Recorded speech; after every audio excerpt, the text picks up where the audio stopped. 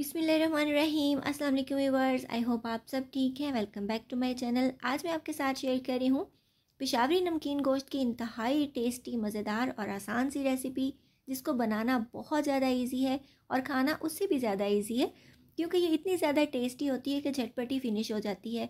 और मिर्च मसाले इसमें बहुत ही ज़्यादा कम ना होने के बराबर होते हैं, और यही वजह है कि इसका जो रियल टेस्ट हमें मीट का आता है वो बहुत ही ज़्यादा मज़ेदार लगता है। तो जिन लोगों को हेल्थ इश्यूज़ हैं उनके लिए ये बेस्ट है।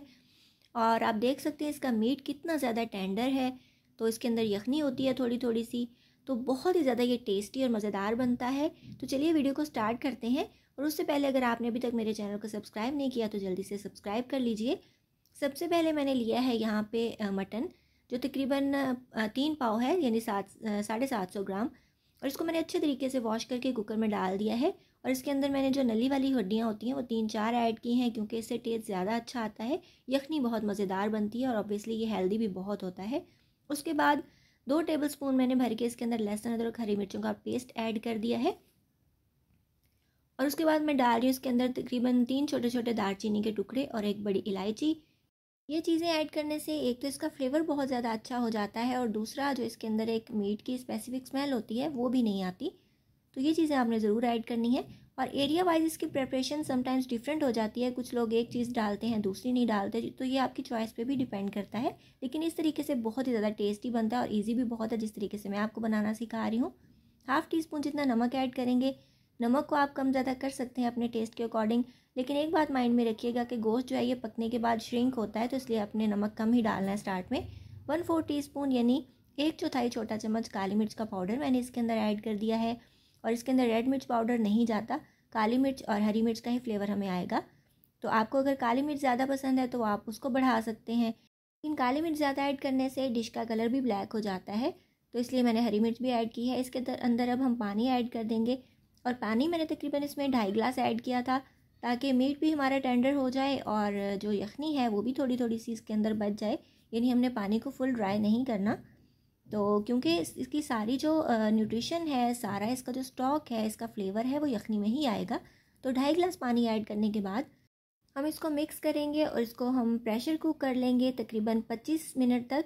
और आजकल एक चीज़ मैं नोटिस कर रही हूँ कि पहले जो मटन है वो 18 मिनट में गल जाता था, और आजकल वो 20 से 25 मिनट में गलने लग गया है। तो इसकी लॉजिक मुझे कुछ समझ नहीं आ रही, लेकिन आप जितनी देर में आपका मीट टेंडर होता है उतनी देर आप वेट लगाइएगा।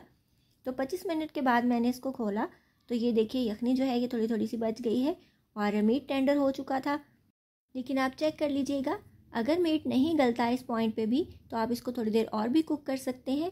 लेकिन आपने ये ख्याल रखना है कि पानी बिल्कुल भी पूरी तरह ड्राई ना हो। आप देख सकते हैं जो यखनी बची है उसके अंदर थोड़ा थोड़ा सा हमें फ़ैट नज़र आ रहा है, जैसे कि हमने इसके अंदर ऑयल या घी ऐड किया है, लेकिन हमने कोई भी चीज़ इसके अंदर ऐड नहीं की।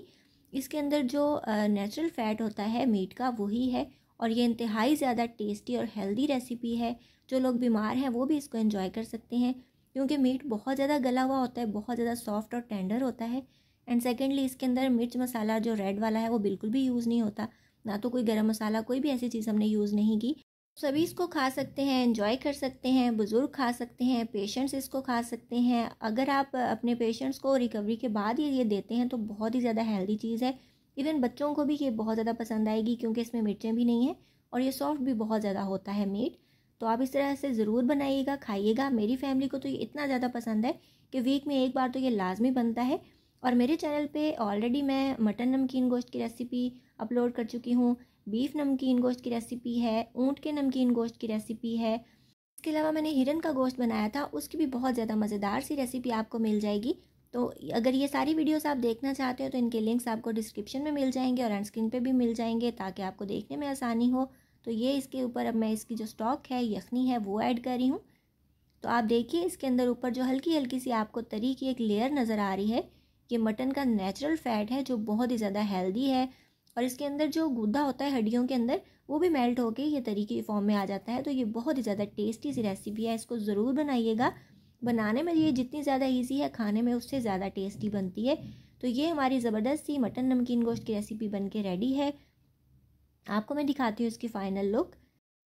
तो ये देखिए जी, माशाल्लाह बहुत ही ज़्यादा ज़बरदस्त, लजीज, मज़ेदार, सॉफ्ट, टेंडर और जूसी हमारा मटन नमकीन गोश्त बन के रेडी है। जो बहुत ज़्यादा इजी है बनाने में, खाने में बेहद लजीज है, हेल्दी बहुत ज़्यादा है। तो कोई रीज़न ही नहीं बनती कि आप इसको ट्राई ना करें। तो जल्दी से इसको बनाइए, खाइए, एंजॉय कीजिए। आप इसको रोटी के साथ खा सकते हैं, चावल के साथ खा सकते हैं, या फिर आप इसको एज इट इज़ भी साथ सूप पिएँ, साथ मीट खाएं। बहुत ही ज़्यादा टेस्टी लगता है। और मैंने एक चीज़ नोटिस की है कि पेशावर के अलावा आजकल ये डिश यहाँ पे वेडिंग्स में भी जो है ये इंट्रोड्यूस करवाई जा रही है। रिसेंटली मैंने एक वेडिंग पार्टी अटेंड की थी, तो उसमें ये था बीफ नमकीन गोश्त था, जो बहुत ही ज़्यादा मज़े का था और सब ने जो है ये बहुत ज़्यादा शौक से खाया था।